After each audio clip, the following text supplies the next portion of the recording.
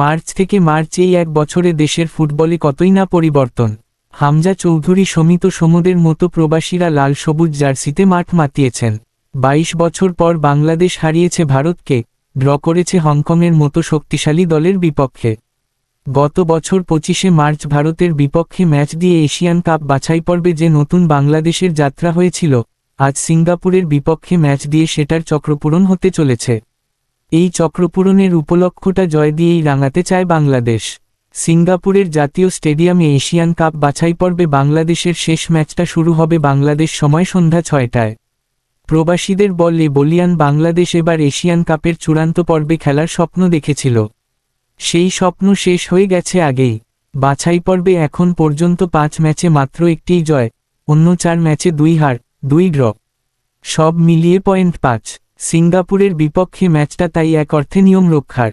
জুনে ঢাকায় প্রথম লিগে সিঙ্গাপুরের সঙ্গে দারুণ খেলেও 2-1 গোলে হেরেছিল বাংলাদেশ। জয় পেলে শুধু 3 পয়েন্টই নয়, আরও অনেক প্রাপ্তি আছে।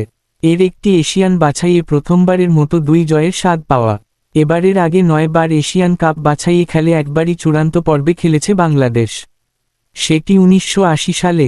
সেবারও বাছাই পর্বে একটির বেশি জয় ছিল না। হামজা যুগে প্রতিপক্ষের মাঠে প্রথম জয়টাও উদযাপন করা বাকি বাংলাদেশের। গত 25শে মার্চ শিলংয়ে ভারত ম্যাচ দিয়ে বাংলাদেশের জার্সিতে অভিষেক হয়েছিল হামজার। এরপর থেকে এখন পর্যন্ত 8 ম্যাচ খেলেছে বাংলাদেশ।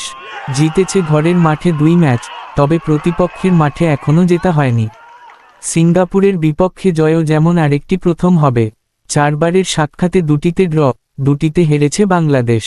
পাশাপাশি ফিফা র্যাঙ্কিংয়ের পয়েন্টও বাড়ানোর সুযোগ থাকছে।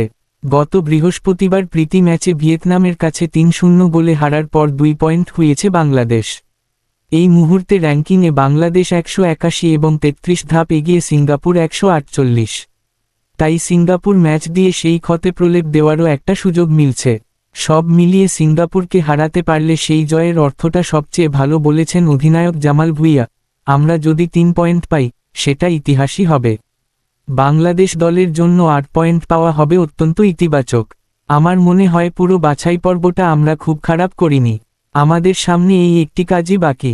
এটার জন্য সবাই ভালোভাবেই প্রস্তুত। ধন্যবাদ ভিডিওটা শেষ পর্যন্ত দেখার জন্য। লাইক, কমেন্ট আর শেয়ার করতে ভুলবেন না। সাবস্ক্রাইব করে আমাদের সাথে থাকুন। কেমন লাগলো জানাবেন নিচে। আগামী ভিডিওতে আবার দেখা হবে ইনশাআল্লাহ।